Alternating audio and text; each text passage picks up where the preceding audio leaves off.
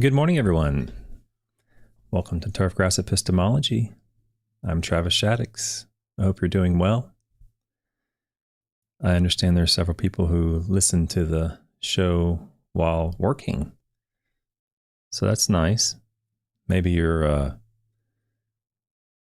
doing some applications this morning. Maybe you're in your office. Maybe you're in your car. In any case, welcome. And thank you for watching and listening. Had a good attendance last night. I was really happy to see so many people. There was quite a few people here. I guess we're getting a little bit of a following going.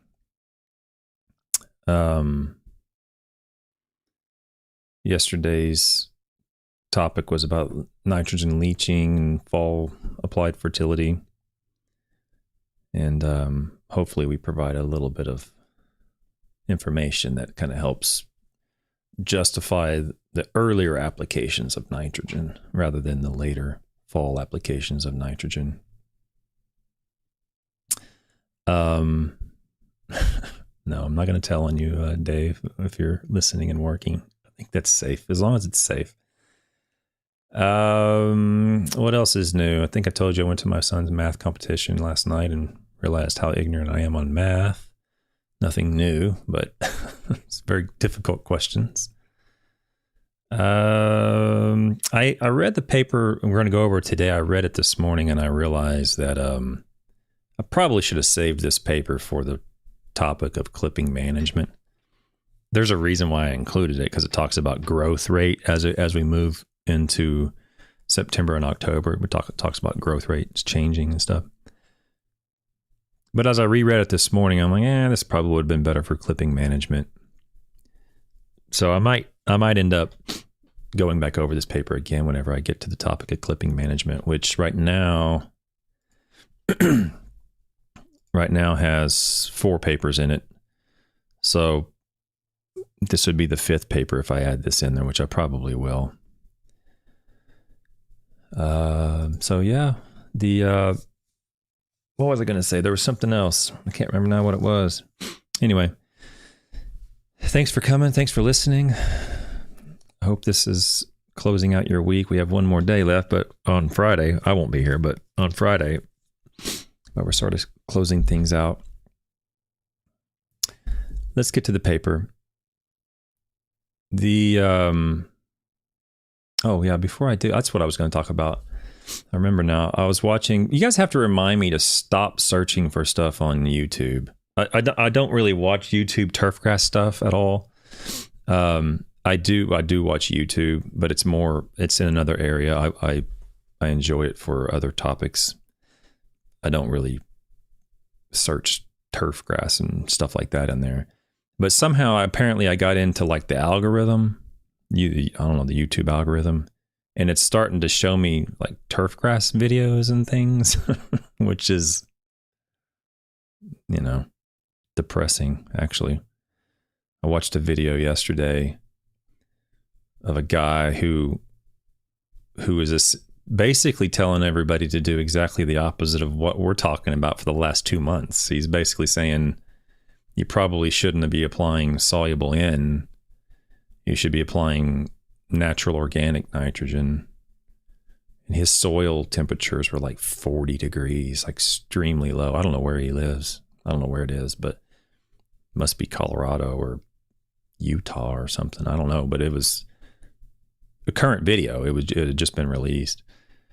And he's applying organic nitrogen sources and to 40 degree soils, and so nothing wrong with that, I guess. But in terms of the turf response and the fall color and the fall growth and the spring color and so forth, the environmental risks and all these things, when you combine them all together, it really paints this picture of early fall light applications, half a pound to a pound of September-ish, early October is where you're going to get your most efficient applications, and it's going to have very little impact on the environment as opposed to later fall applications. But when you apply those organics and slow releases, as we've already shown when we compared it to polymer coats. We saw a paper that compared it to sulfur coats, reacted ureas. I don't know if we ever saw one yet that discussed natural organics yet, but it's not one paper saying that low rates early in the fall of soluble nitrogen is probably the best management practice for the turf response and for in minimal environmental impact. It's not just one or two papers. There's many papers saying that. And so the whole concept or the idea of like, well, I can put it out as slow and it's still going to be here in the spring doesn't really hold much water when you could say, well, just don't apply anything and just put out some soluble in the spring and you're fine. The whole idea of like, it'll slowly break down or fungi will break it down over time and it'll be available.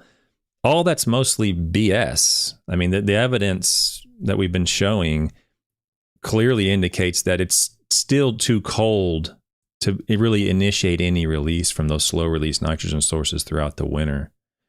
Whereas a little bit of soluble nitrogen that remains in the soil when the temperatures do come up a little bit slightly periodically throughout the winter, that soluble nitrogen will be there to be taken up with very, very little risk of, any environmental, impact. So I don't know where these people are getting this information from, but it certainly is in contrast to what we've been discussing on this channel when it comes to fall fertility of cool season grasses. There are purposes and, scenarios where slow release materials are at least as effective as soluble. But the papers we've been going over sure don't indicate that it's in the late fall on cool season grasses. That's for sure. You're just not going to get near the response as you would from soluble in. And the risk is still negligible really with soluble in compared to slow release in the fall. You're probably going to have negligible offsite movement from both sources. There might be slightly increased risk from soluble source. I'm sure I can find a paper or two that shows that. But, the whole idea of putting out slow release nitrogen when the grass is not growing really and the ground's almost frozen, there's just not a lot of evidence to support that. And if there is, you'll find a paper here or there, but we're talking about many papers that indicate soluble is the way to go, as opposed to a piece here or there from slow release. So anyway, I saw those videos and I'm like, man, how do I get myself out of the YouTube algorithm? I don't want to see these YouTube videos that are basically saying to do the exact opposite of what the evidence indicates. And that's what we're going over. And that reminds me, by the way, I mentioned it yesterday or the day before, I don't remember.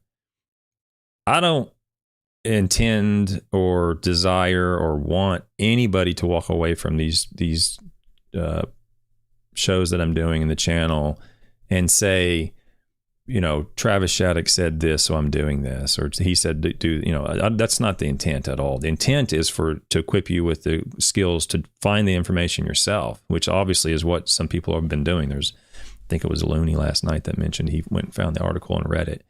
That's the intent, is to, when you're faced or given some claim, to be able to find evidence in, one way or the other about that claim, and not to just regurgitate what Travis Shattuck said, because Travis Shattuck can be wrong, right? The evidence can be wrong too, but the likelihood is much lower with the evidence. So use these papers. Don't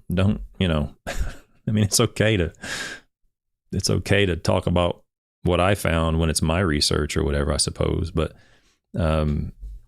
really just hang your hat on the refereed publications in reputable turfgrass journals that are refereed. That's what you want to find. That's really towards the top of our pyramid of evidence, as we have on a previous show. We talked about the pyramid of evidence. The evidence doesn't even begin until it's published. So when someone walks in your door, I remember years ago, I was in Lauderdale and somebody walked in my door, and they walked in a professor's door. I mean, he knows what I do for a living when he walked in, and he was trying to, this gentleman, the salesman, was trying to convince me about his soluble nitrogen sources and how it was better than all the other nitrogen sources, essentially. And he was going on and on. I was just listening and, so forth. And he went on and said, well, things like we use the best nitrogen in the world to create this product. And when it gets applied to the leaf foliage, it's absorbed through the stomates, is what he said, which drives me nuts. It's not stomates, it's stomata. Stomata is the plural. Stomates is not a word. I think it's probably found its way into the vernacular to where now I guess people maybe use it as, maybe even the dictionary uses it as the plural of stomata, but it's stomata. Okay. Anyway, it enters in through stomata, and I'm just sitting there mentally going, this is probably what he says to everybody else when he walks into their shop. He gives them his sales pitch. Now, I know that it was, what he's saying is nonsense. I mean, his nitrogen source probably works fine, but it's, the sales pitch he was using was nonsense. And the reason I mention all that is to say this: I feel sorry or sympathy for, people who might not necessarily know the literature, not be equipped with, the whereabouts or the know-how to go find the information. Maybe the guy's, what he's saying is true. Maybe it's, is taken up, and maybe it is the best nitrogen. If you don't know, you might be convinced, right? So really, that's part of what I hope the channel, develops in the audience, is an ability to initially listen to the claim open-mindedly and then critically evaluate, whether or not it's true or not based upon published literature, published research. That's kind of where I'm hoping this thing goes. Seems like it's kind of going that direction. So I just read a couple of chats before I move on to the article. Lush Lines, please tell me you found another one on YouTube. Yeah, found another video. It wasn't about any of my work. The only reason I mentioned that previous video weeks ago was because he was talking about my research, but this one wasn't about my research. It was just about recommendations in general that were in conflict with what I've been talking about from these papers. Dave says, it's easy to learn misinformation on YouTube. It's not even that difficult to have it make sense in your head. If you don't know any better, I found that out early in my turf journey. Yeah. Well, I guess fortunately for me, I haven't been a victim of the YouTube turfgrass, vortex. I don't know, but the one or two that popped up on my screen certainly, took me back. I'm like, man, where did that come from? Yeah. Yeah. I think Lush says, I think if you watch lawn care YouTube videos regularly, you will need a live-in therapist. By the way, my therapist changed.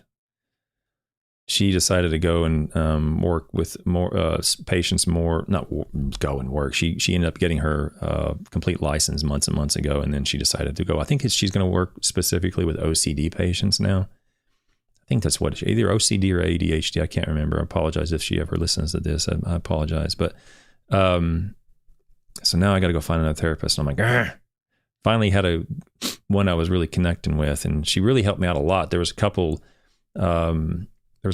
like step sort of things, like, let's work on this, and then work on that, sort of a treatment plan approach rather than just spewing out whatever's on your mind. And I like the treatment plan approach. I was really making good progress, and now I got to go find someone else. But anyway, that's my update on that.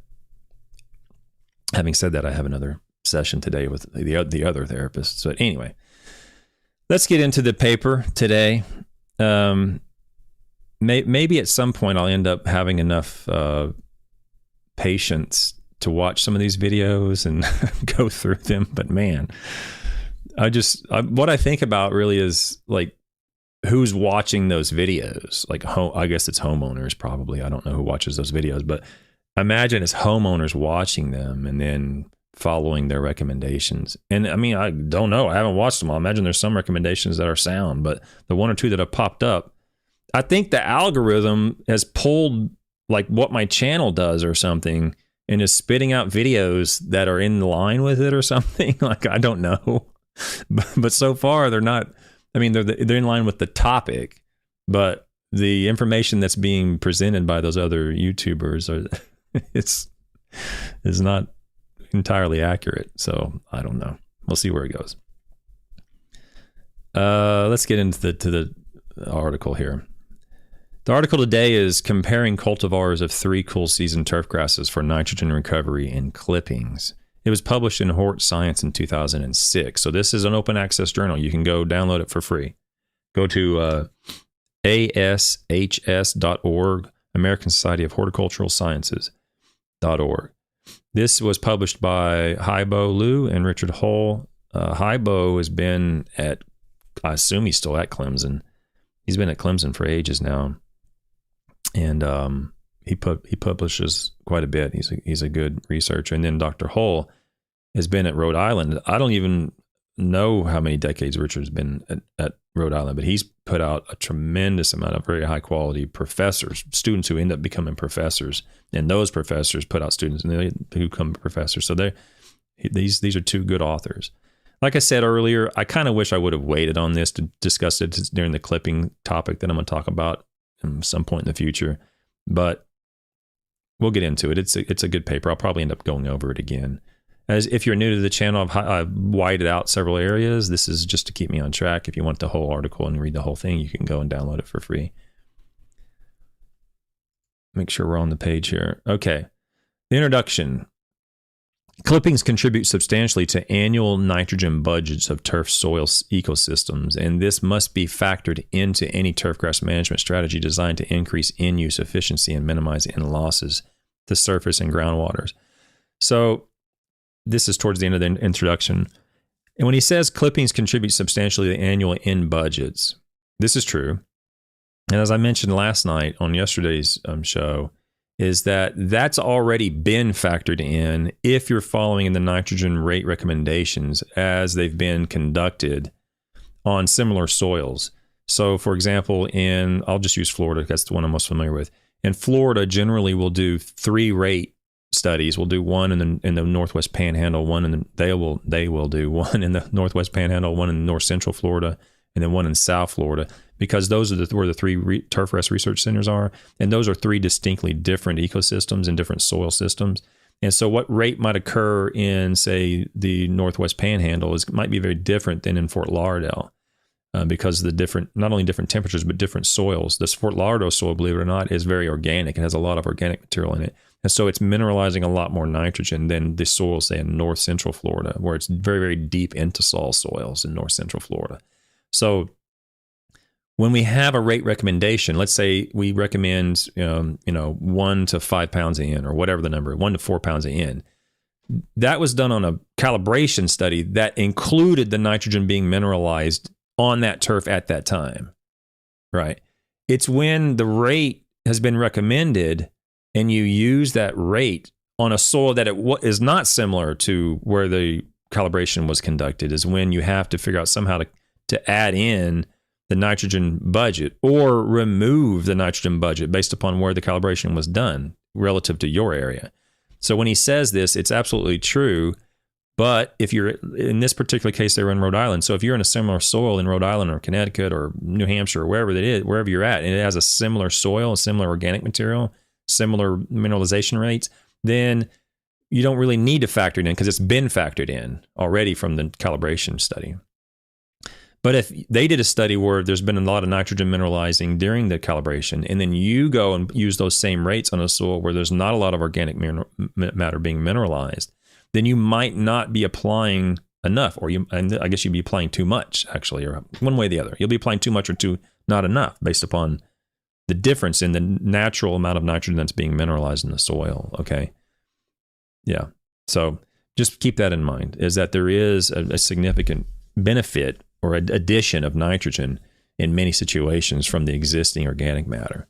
So if you get a new soil from a home lawn that's been just stripped out, a house is built, and then they just put sod on top and there's no real soil below it, there's no organic material below it, that's a very different situation than a 15-year-old lawn that's been there and mature, or that soil probably has a lot of organic material built up in it and the nitrogen's being mineralized year over year. Just keep that in mind. Let's get back on target here. I can get my pencil out. However, turf grasses differ in clipping production and nitrogen content, as do cultivars of the turf species. Differences in clipping management of various turf grasses might influence efficiency of nitrogen use for long-term fertilization and culture. That's basically what I just said. To test this hypothesis, experiments compared cultivars of 3 field-grown cool season turf grasses for growth and clipping nitrogen recovery under a moderate nitrogen fertility regime over 2 growing seasons. Finding may provide quantitative Okay, I'm not going to worry about that. Now, this was done on multiple cultivars. They had 3 species, multiple cultivars. 10 cultivars of each Kentucky bluegrass, perennial ryegrass, and tall fescue, which were listed in this table from the National Turfgrass Evaluation Program. So this was going on as an in-depth study. I don't know if this was a key part of the study or if they just did this in addition to the study, the in-depth study. But this was part of the in-depth study. So they got a bunch of plots out there. The evaluation trials had been seeded in 1985, 86, or 87 at the C.R. Scoglie Turf Research Center in Rhode Island. The soil was a pH of 6.5. The plots received 3 pounds of nitrogen per year in granular form as all 3 equal applications. They applied 1 pound in April, June, and November. 50% of the nitrogen was ammonium nitrate. The remainder, ammonium nitrate, and with the remainder as 25% urea and 25% methylene urea. So it was 25% slow, 75% quick release.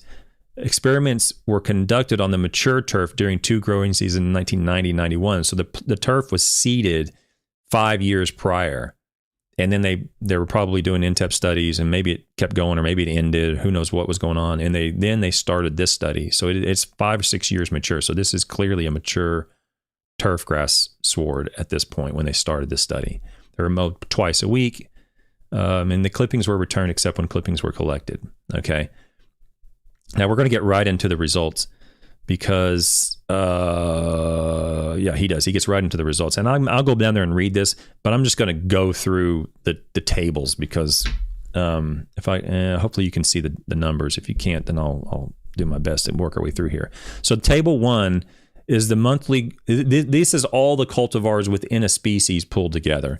So you're going to see tall fescue, Kentucky blue, and perennial rye. You're not going to see any cultivars in table 1. This is all of them combined. You're going to see the difference in daily clipping growth, the difference in nitrogen content in the tissue, and the difference in daily in recovery. I'm not going to talk a whole lot about daily in recovery, but we can if you like.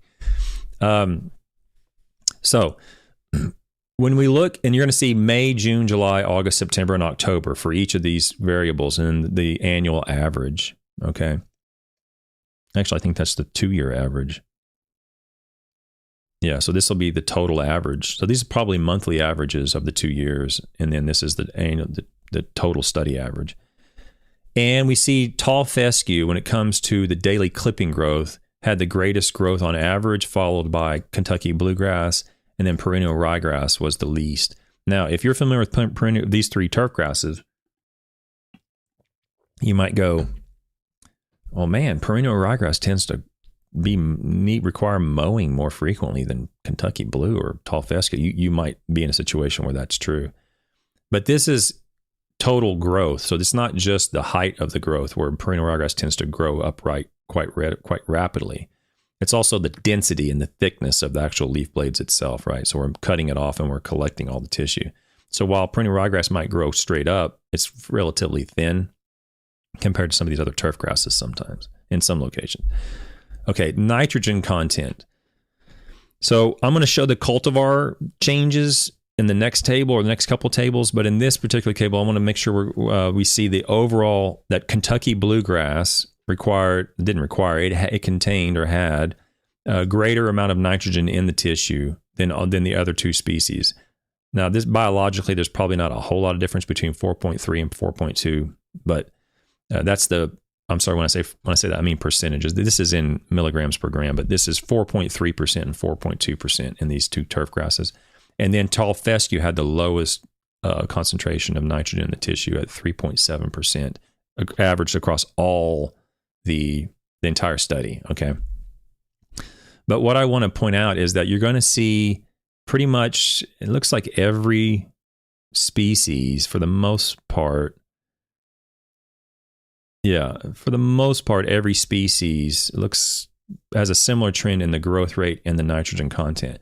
The growth rate is generally greatest in May for all these species. There's a little bit of increased growth here with Kentucky bluegrass as we move into June. But you'll see May, June, July, August, and September, you're going to see the growth more or less decline from May all the way to October, really September, then it levels off between September and October. But you're going to see a reduction by a quarter, and then reduction by half from May to June, and then reduction by half from May to July, and then levels off to August, but then it reduces again by almost half from August to September. We're seeing a reduction in growth rate as we move, where our greatest growth is probably occurring in May, and then starting to decline in June, July, and August, and then kind of flattens out in September and October, where it's nearly a third, or even it looks like a third, maybe even a quarter of the growth rate that occurred in May is what's occurring in October. So the October growth rate and September growth rate is quite low compared to what occurred in May, pretty much for every species. But look at what happens with the nitrogen content. Now, it's not so much, it is evidence in the species, but it's oftentimes more evident in the cultivar.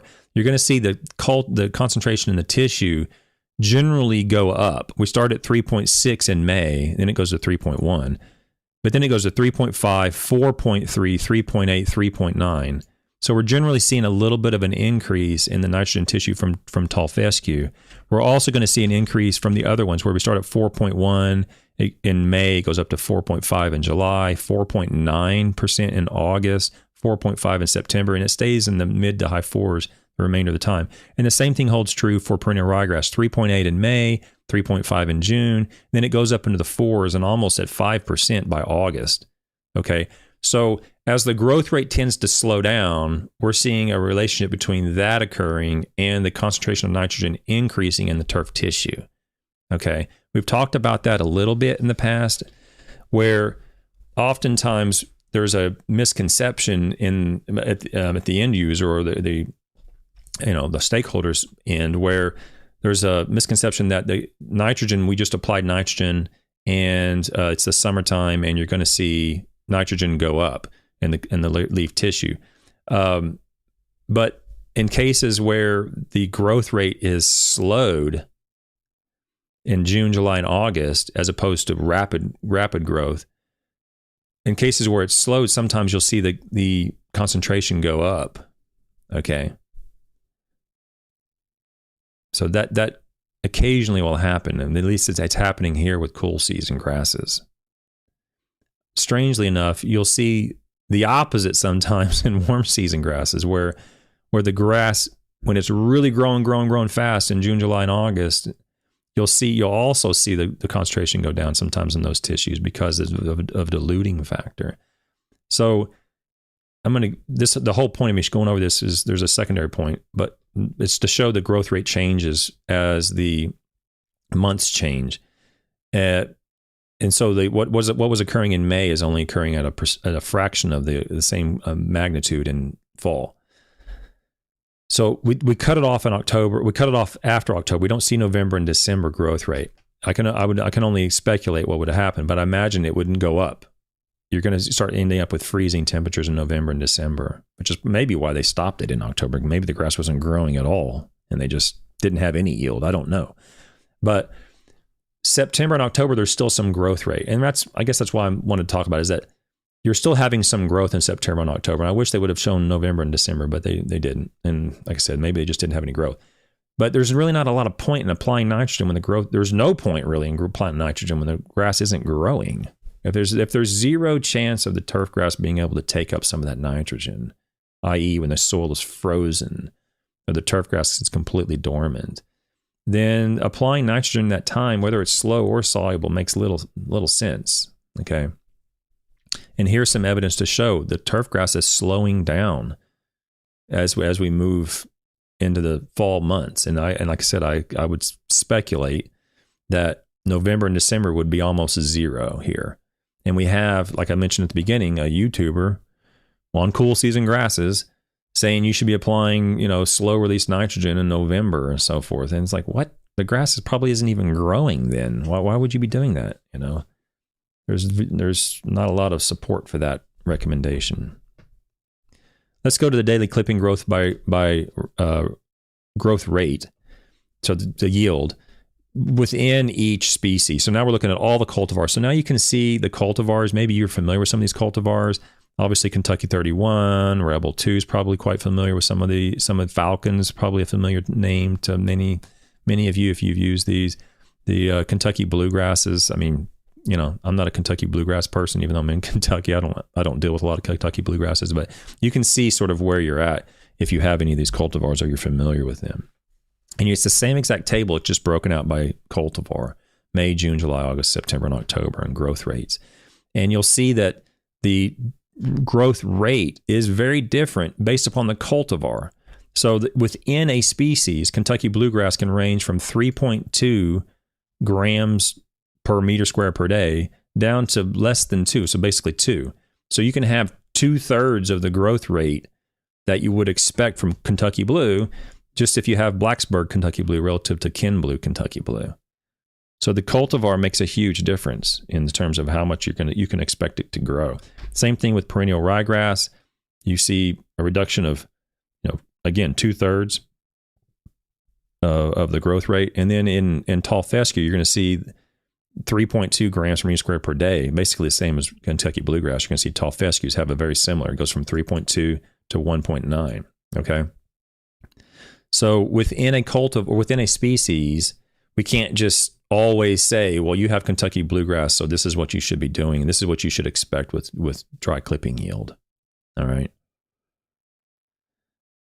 What I really want to talk about is the next table, I believe, which is the nitrogen concentration within species. So the cultivars within species.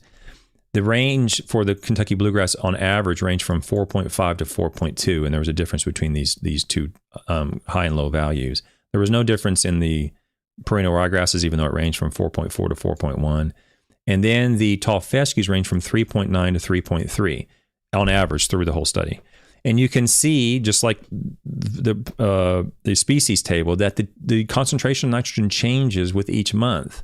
And the same thing holds true for warm season grasses. And I probably should get off my lazy side and publish these papers, because I have some data that we collected in Fort Lauderdale that shows the change in nutrient concentrations of leaf tissue from, I believe it was Bahia, Bermuda, and St. Augustine grass over many months. And it changes for the month. It changes for the species. And so the reason I want to bring this up is because some people, hopefully not too much in the lawn care community, I don't know, but a lot of people in golf have been indoctrinated to start to believe and to use leaf tissue analysis as a means to manage their nitrogen applications. And so what this will show, if you're using Kentucky bluegrass, perennial ryegrass, and tall fescue, is that, okay, you go out and you take a tissue sample, or a salesman comes and takes a tissue sample, and they're going to base their fertility program, and they're going to give you a spreadsheet of everything you should be applying based upon that tissue sample. Well, when was it taken? We took the cool season grass tissue in May. Okay, so you took it in May. So let's start with Kentucky bluegrass. Let's just start over here. Kentucky bluegrass. What was the nitrogen in the tissue? Oh, it was 4.3. Okay, 4.3.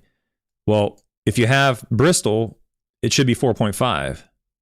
If you have Parade, the average is 4.2. So if you took it and you were using Parade Kentucky bluegrass and the nitrogen content was 4.3, they're going to spit out a recommendation to apply nitrogen, when in fact that particular cultivar is totally normal. The nitrogen concentration in the leaf tissue was completely normal for that particular grass. And if you did it in May, it was 4.1 or whatever. Okay, so versus they say, okay, well, we have data on, they don't, but let's say they do have data on Bristol Kentucky bluegrass. Okay, we have data on that. Okay, what was the nitrogen concentration? Well, the nitrogen concentration was 4.5. Okay, great, it was 4.5. When was it taken? It was taken in June. Okay, so we took it in June and 4.5. Well, the normal would be, or the average of what we're seeing is 3.8, and you're at 4.5. Well, yeah, but if it's in September, it's 4.7, and the average is 4.5. You know, so in other words, they might convince you that because it's 4.5, it's not high enough. Meanwhile, in June, it was more than high enough. So when it comes to clipping concentrations, there's variation within months or across months, within species. You know, we don't have near enough confidence in clipping concentrations to come anywhere near providing a recommendation to apply a nutrient based on that. But yet, I don't know how many hundreds of superintendents I've seen use clipping concentrations or clipping nutrient content as a means to either apply or not apply a nutrient. Okay. And this is nitrogen. This is the most well-studied nutrient in leaf tissue. They're doing it for phosphorus and iron and manganese and all these other things. And what I'm saying is, when someone presents that to you, knowing this table now, knowing these data exist, you should have at least minimal, I am hoping at least minimally, there should be some skepticism on your part, because you got to know, what cultivar was it? When was it taken? Right? And I can tell you right now with a great deal of confidence, they don't have cultivar level data sufficient to even come close to having any confidence in providing a recommendation. There is no such thing. Okay, it just doesn't exist. Even these data, which you're looking at them right here, even these data, I would be, skeptical as to whether or not I would even use these data to determine whether or not I should apply nitrogen. I mean, this was done on 2 years. Well, maybe it's changed.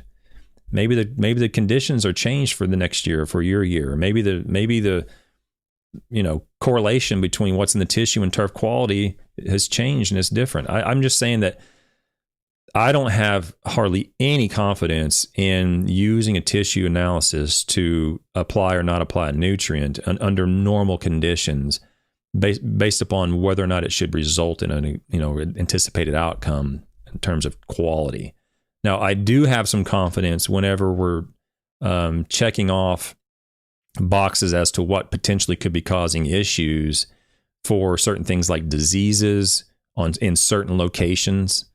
There is some evidence to support some of that usage in turfgrass nutrient analysis in tissue. There is something there. There are occasions where I might, explore that a little bit, but I would be basing that entirely upon the published results in scientific journals, not from someone that walked in my door trying to sell me something. Okay, that's critical to understand. I have no idea where they're getting their ranges from. There's a book on my bookshelf right back here that has turfgrass nutrient ranges. I don't know how many they have in here. Let's see if I can even find it. Yeah, right here. Right here. This book right here is called the Plant Analysis Handbook 3. Okay? In this book, there's 44 turf grasses in the back, I think it is. I haven't looked at this book in ages. Yeah, there's all sorts of turf grasses, okay? So in this book, you'll see tables like this. And in there, you'll see nitrogen and phosphorus and potassium and so forth.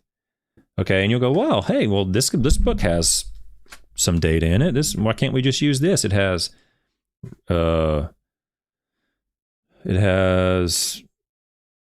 let's see, creeping bentgrass.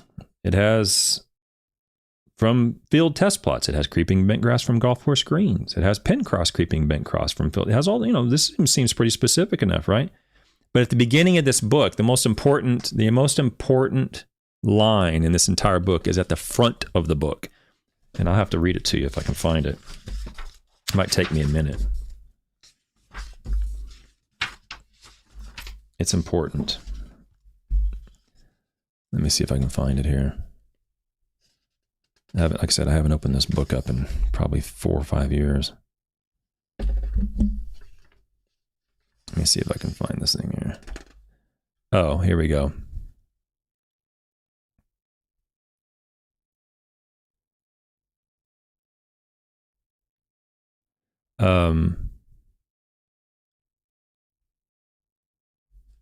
Okay, so here it is.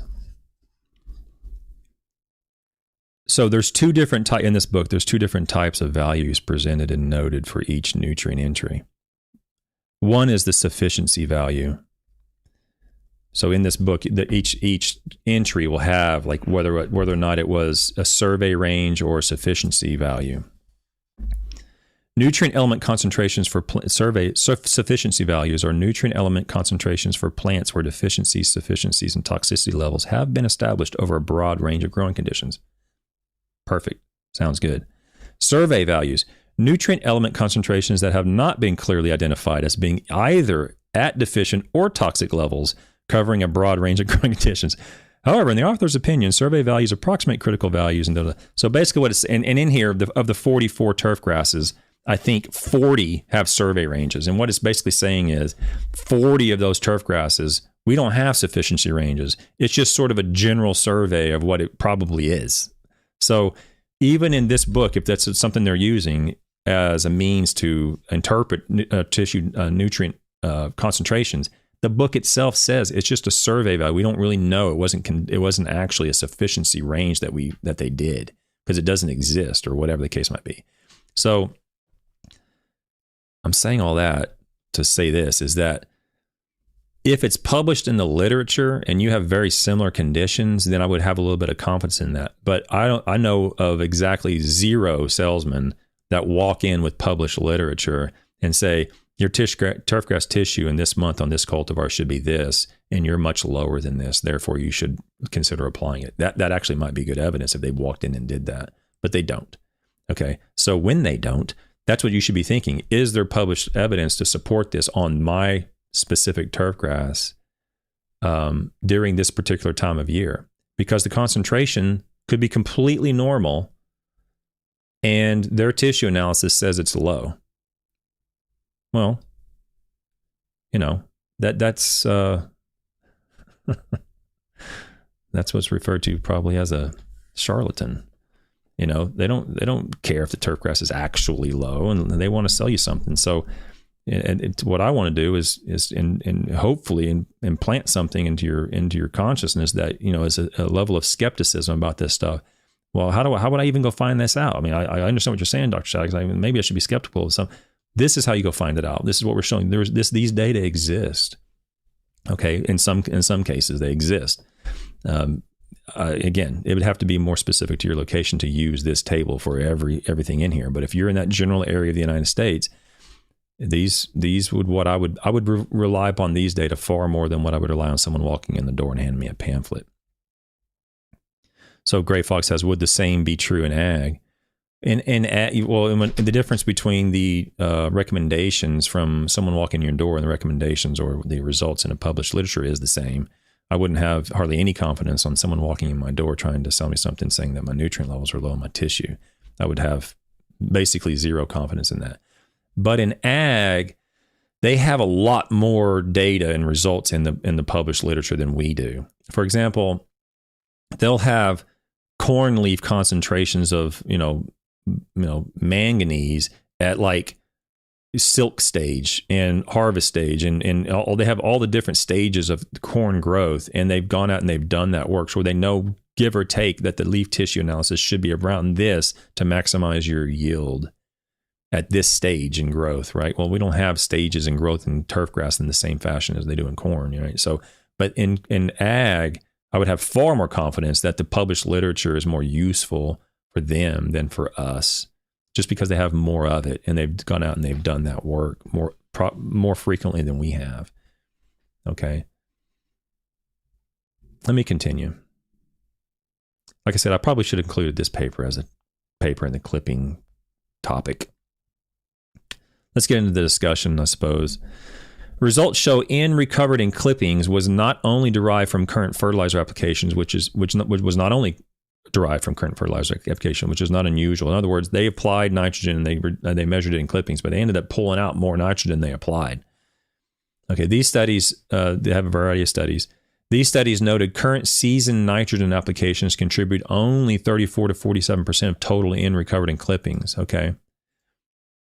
Clipping nitrogen is derived from thatch clippings from previous years and mineralized soil organic nitrogen. Clippings retained on turf contributed 30% to 50% to current seasonal nitrogen recovery in clippings from these two studies. These authors suggest that fertilizer nitrogen can be reduced by 30 to 50% with no loss of turf quality when clippings are returned. Okay, now what I'm saying is that is true, but we want to be mindful that if the calibration was conducted on soils that are releasing all that nitrogen, then the recommended rate would have already been lowered, because there was adding in nitrogen to the study while the study was going on from the mineralizing organic matter. So you have to see where the study was conducted in terms of what soils and conditions to see if there was any nitrogen being released, or talk to the professor that did it. If you the nitrogen, we did an in-rate study in South Florida where we removed all the organic matter from the top soil, and I need to publish this. And we have basically a new sterile soil, not sterile, but new virgin soil, and we have an established existing soil with deep organic matter. And the nitrogen rates, we did nitrogen rate studies on those two conditions. And the nitrogen rate differences were tremendous between these two soils. The soil with organic matter mineralizing required almost no nitrogen for the full 2-year study to maintain acceptable turf. And the soil, the turf grass growing on the soil with no organic matter, or less than, I think it was less than 0.5%, required substantially more nitrogen. I can't remember the rate. I want to say it was like 5 pounds of nitrogen per year to keep it established, to keep it acceptable. Okay. And I need to get that thing published. I feel bad I haven't done that yet. But that's what I'm talking about. Yes, you can reduce it, but you can't reduce it if the calibration study was conducted on a similar soil, because that included it to begin with. Okay, so be mindful of that. Plots used in this study were seeded on land that had been managed as turf for at least 20 years in a grass legume forage stand, and for the previous 20 to 25 years. In other words, it was a well-established soil. Plenty of organic material. Analysis of total soil organic nitrogen had indicated levels of about 2,300 kilograms per hectare. So I have to do the math on that. I don't know, 2,300. Yeah, good grief. So that's 46 pounds per 1,000 square feet of nitrogen. Is that right? So, or of organic in. Okay, yeah. So it's a lot of nitrogen in the organic form in that soil. If only 4% of that soil organic nitrogen is mineralized each year, about 100 kilograms, so 2 pounds of nitrogen will be rendered available to the turfgrass roots. So this soil was very fertile. It had a very good ability, high ability to mineralize nitrogen. 2 pounds a year per 1,000 square feet was the potential if only 4% mineralized. Adding this to the 4 pounds of nitrogen provided by the clippings returned to turf, a significant quantity of nitrogen is present and cycled through turf soil systems. And they quote Kale here on his paper. Based on this analysis, there appears to be ample opportunity to increase in-use efficiency in turfgrass management. Retaining clippings and accounting for the mineralized soil organic nitrogen should permit reductions in in-fertilization of about 50 to 75%. Achieving these economic and environmental advantages has promising implications for future research in turf and nitrogen management. That's true as long as your site does not have the nitrogen. As long as your site does have the organic material being mineralized. If your site does not have the organic matter being mineralized, then you can't just go on off and reduce it. Right? What this is saying is, if your soils contain this much organic material and it's mineralizing at this rate, you probably don't need to apply much nitrogen. That's exactly what I found in Fort Lauderdale. Probably don't need to apply hardly any. Okay? Because you have to take a look at, in this case, a soil test would be beneficial to see what sort of organic matter percentages you're dealing with. And then you can estimate the mineralization rate from that existing organic matter percentage. So if you're at 0.1% organic matter versus 5% organic matter, or whatever the case is, you can see that very quickly the potential reduction in nitrogen applications you might have to make on that high organic matter soil. Okay. The conclusions. In conclusion, results from this study indicate genetic variation exists in nitrogen recovery and clippings among 3 cool season turf grasses at both species and cultivar level. So this whole idea of, like I said, I'll say this and then I'll try to change, but this whole idea of taking a sample from your Tiff Eagle putting green and saying your Tiff Eagle should, it's at 2% nitrogen and 1.5% potassium, and you need to add more potassium or whatever, is hogwash, guys. I mean, there's not, you need to know specifically on that cultivar of Bermuda grass, what is normal. And as far as I know, there might be some published, well, with Tiff Eagle there's some published information of what sort of normal ranges are, right? Well, let's see what this book says. I saw Tiff Eagle in here.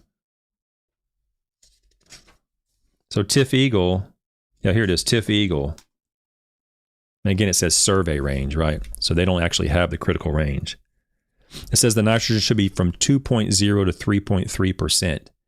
So if you're a salesman selling nitrogen, selling fertilizer, and you take a tissue sample, of course, you're going to take 100 tissue samples, 50, whatever. There's going to be some percentage of that that's going to be less than 2, but yet be completely acceptable. That's what they're looking for. They're looking for a reason to convince you. What will convince that person to buy from me? And if it's less than 2, well, this book says it should be 2 or greater. So that must be a good reason to convince you need to apply some more nitrogen. Or phosphorus. It says phosphorus is 0.25 to 0.4 for Tiff Eagle. Well, what if phosphorus is 0.15 or 0.18? And my Tiff Eagle looks perfectly fine. Well, no, it's too low. Phosphorus in this book says it should be 0.25 or greater. Okay, so don't be easily convinced when someone uses leaf clippings. I've said all that, and now I'm going to backpedal a little bit. There is value in clipping nutrients, measuring the nutrients in clippings. There is value to that. But it's really more from a scientific perspective. And like I said, there's occasionally a case where you can confirm certain risks that have already sort of been diagnosed. You can confirm that and have more confidence in that potential risk with a tissue test. You can do that, particularly when it comes to certain diseases. You can say, well, this is likely to occur. It looks like there may be something going on here. We know that this disease is associated with a low nutrient level, let's say manganese or something. And you can take that tissue test and say, well, we actually are low in manganese here. There actually is an increased risk, or we have a high manganese and there's a reduced risk, or whatever. So you can use it in some instances, but just to blindly use tissue clipping analysis and to apply fertilizer, we're not there yet with our level of knowledge in turf science. Nitrogen recovery in clippings differed among turfgrass species of Kentucky bluegrass and tall fescue more than perennial ryegrass. Nitrogen recovery in clippings fluctuated seasonally. So if they have one number on, let's use fescue, they have one number, your nitrogen should be 4.1. And well, it depends on what month it was taken, right? If it was June or if it was September. Because the normal or the adequate amount of nitrogen in that leaf tissue is different at those months. Well, they don't have the people coming in with these sales sheets. They don't have detailed changes over months. Okay, I did that for how long? I do that 6 years. I was in sales. Believe me, it doesn't exist. Okay, they have some set value and they have it in an Excel sheet, and they just have one value for one species. Occasionally, you might have one cultivar or 2 cultivars. Okay. But what I'm saying is I don't have confidence in those values because of stuff like this, where we see clearly in this table right here, differences exist among cultivars and over time. Okay. You can easily be fooled by someone, oh, well, hey, you're right. Yeah, it should be 4.1. It's only 3.8. Well, what if you're in June and you have Kentucky bluegrass Bristol? Well, it's 3.8 is normal. Okay. Okay. Last sentence. Most grasses recovered more nitrogen in their clippings than was applied each year as fertilizer, indicating substantial contributions from soil organic nitrogen in this long-established turf plot area. Clipping nitrogen makes a significant contribution to nitrogen budget in turf. So basically, what that's saying is that nitrogen being mineralized was taken up and it was measured in the leaves. And it was greater than the actual nitrogen that they actually applied, what was taken up in the leaf. So this is unfortunately a challenge that exists with lawn care applicators, where you may be going from a new community, and then 2 minutes later you have an applicator going to a 30-year-old neighborhood that has well-established turf grasses, and it's very difficult to change your programs from one community to the next. One community might look great, and that might be the older community, and the other community is struggling. Well, the difference between those two communities may be the amount of organic matter and the nitrogen being mineralized from that organic matter that in the older community is actually helping you out. In the newer community that doesn't have that, you probably need to bump it up a little bit. It's not that you can't make it look fine. It's just that the nitrogen being applied might not be sufficient. Now, how you go about changing all that in your program is somebody brighter than me will need to figure that out. But those older communities might do fine with less nitrogen. In the younger communities, you might have to tweak it up just a little bit. Okay. That's sort of the nuts and bolts of this. And the cultivars differ. Nitrogen concentrations and growth rate changes over time. It tends to slow down. It tends to be greatest in the spring for these cool season grasses, and it tends to slow down in the summertime. So these September applications of soluble N are justified because we still have some growth rate going on in September, but it's slowing down. And we can imagine November and December, it would slow down even further. So these November and December applications that we've been talking about avoiding, or bare minimum greatly reducing, is again further justified by the growth rate changes over time, over months in this paper. Okay. That's all I got, guys. Next week, I have another author coming on next week. So look forward to that. This week I don't think I had any authors on this week. Next week I have another author coming on, and he's fantastic. Far, far brighter than I am. Whenever I quickly reach the limits of my knowledge when I'm reading through these things, and I'm like, let me call somebody, see if I can get him on here, because I don't understand this. So he's coming on next week. Next week should be very normal. It's a Monday, Tuesday, Thursday, 10 a.m. Time. But Wednesday will be at that 9 p.m. I think I'm going to start sticking to that 9 p.m. time frame. We seem to have quite a few viewers at that time. So look forward to that next week. If there's nothing else in the chat, Lush, I love the deep dive, sir. You're a lawn geek stream. Okay, all right. I'm a lawn geek stream. All right. I appreciate all the kind words. You guys are so kind to me. I wish I knew what I did, maybe to deserve all this. But anyway, I hope you found it useful. Have a great weekend. I'll be back on Monday at 10 a.m. If you need to get a hold of me or you want consulting services, you can always go to calendly.com/Travis Shaddix and set something up with me on my calendar. You can see all my calendar when it's available if you want to do that. Otherwise, I'll talk to you guys next Monday, 10 a.m. Eastern time. Have a great weekend. Thanks so much for coming by. See you. Bye.